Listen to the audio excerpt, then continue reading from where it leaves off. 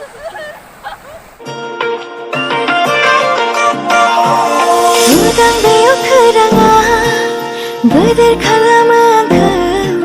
friends, welcome back to my channel. So लोगोफोरजों दा मेघादों आंदो भैरबकुन्दआव थांनो नागिरदों आरोना. So जोंनि उदालगुरि डिस्ट्रिक्टनि मोनसे beautiful picnic spotआव.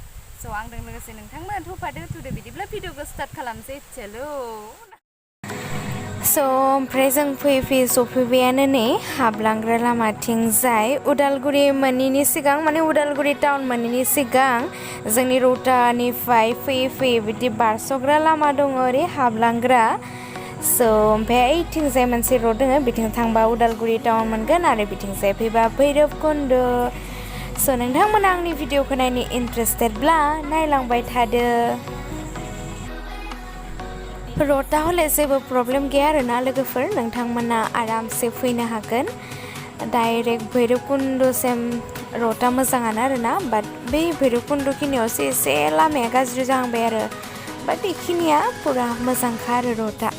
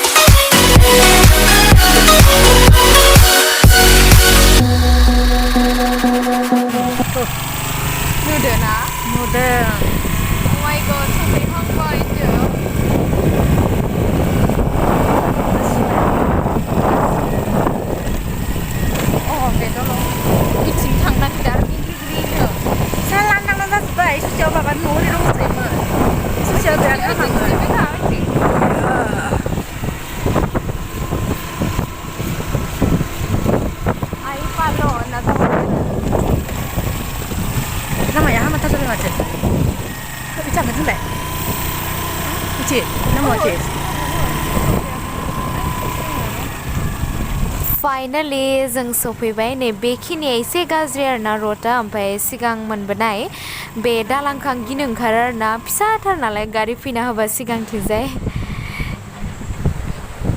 जि सान्दुंलै लोगोफोर दिनै आयौ आयौ आयौ आयौ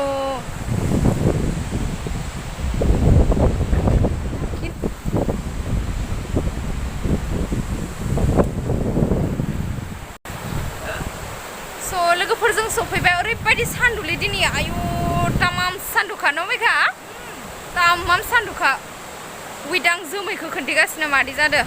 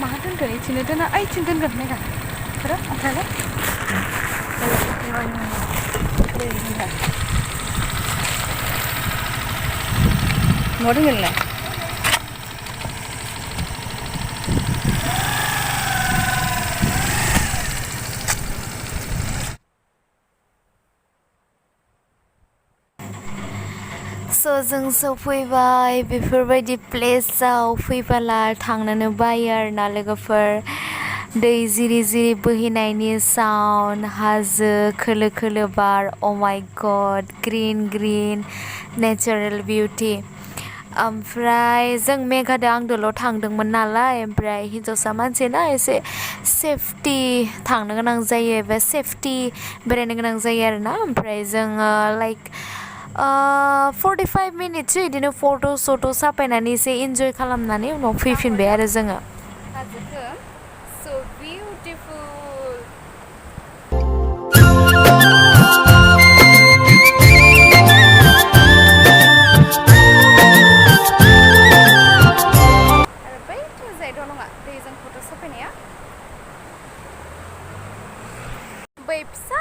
हाजो नुहुरदोंना बेखौ बुङो माइब्रा हाजो बिथिंजाय मेघाया जिरायनानै मबाइल थुगासिनो दङ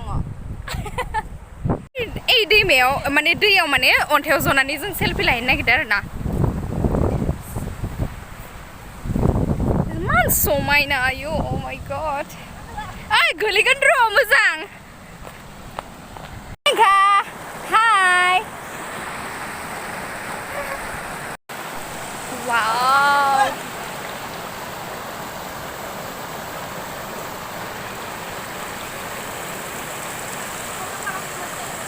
उदां बेयाव खोराङा बोदोर खालामो आंखौ सिखिरि महर लाना बिरबायनो गोसो जाहोयो आंखौ दिनै आं बोदोर बावलि दिनै आं आजालि दिनै आं बोदोर बावलि दिनै आं आजालि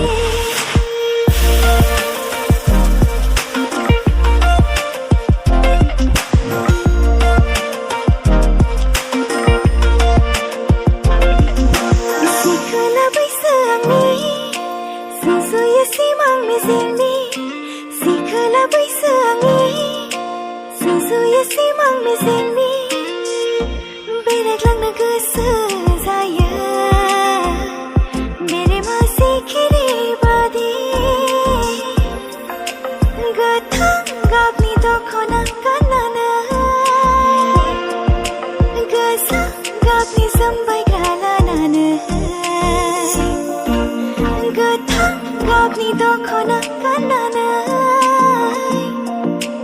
गोजा गाबनि जोमबायग्रा लानानै मिथिंगा बिखाया दिनै आं बोदोर बावलि दिनै आं आजालि दिनै आं बोदोर बावलि दिनै आं आजालि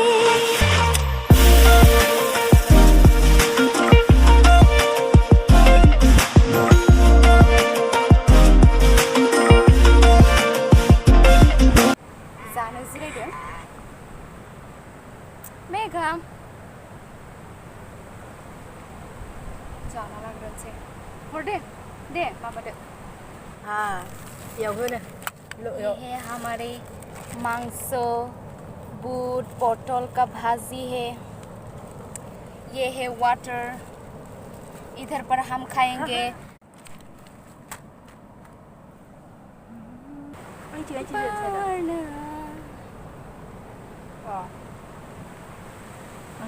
हरदो नोंखो पाहारथिं नोंखोसो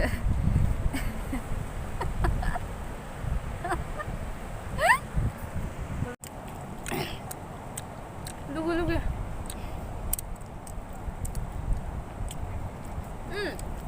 सानदु खामनाया दसेनो गोसोम जाजोब्बाय 뭐야 सानदु खामनायालाय मेघा दसेनो गोसोम जाजोब्बाय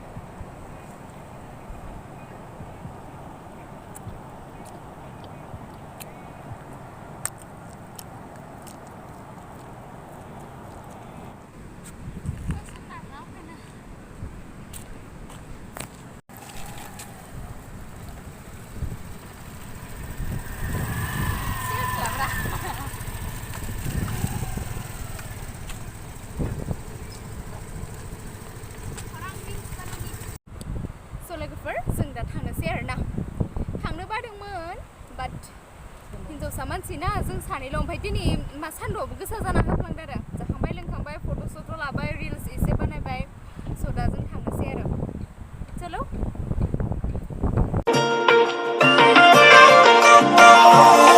उदां बेयाव खोराङा बोदोर खालामो आंखौ सिखिरि महर लाना बिरबायनो गोसो जाहोयो आंखौ दिनै आं बोदोर बावलि दिनै आं आजालि दिनै आं बोदोर बावलि दिनै आं आजालि